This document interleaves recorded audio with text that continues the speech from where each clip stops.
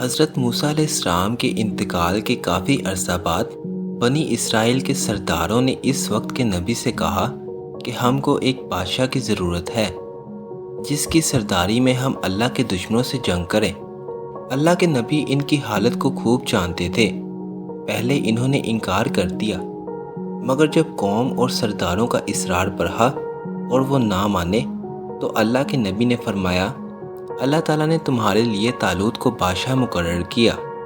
طالوت علیہ السلام ایک غریب آدمی تھے۔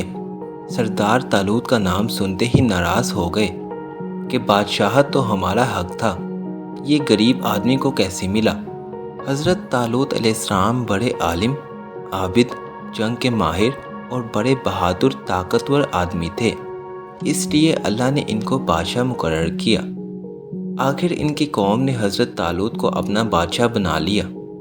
کچھ وقت بعد جب حضرت طالوت علیہ السلام اپنی فوج کو لے کر جنگ کے لیے نکلے تو انہوں نے اپنی قوم کی ایک آزمائش کی کہ اگر کوئی مصیبت آئے تو یہ لوگ اس کا مقابلہ کریں گے یا بھاگ جائیں گے۔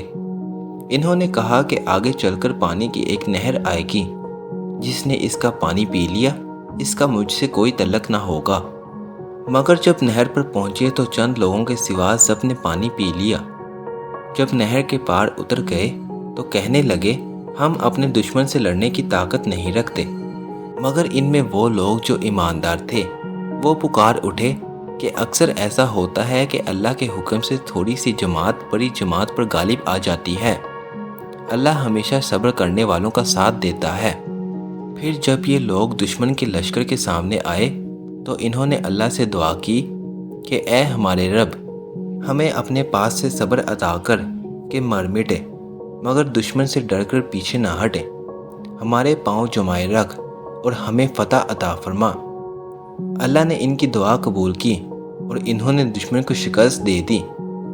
اسلام کی تاریخ کے مزید واقعات کو جاننے کے لیے دین اسلام کو سبسکرائب کریں اور بیل آئیکن کو پریس کریں۔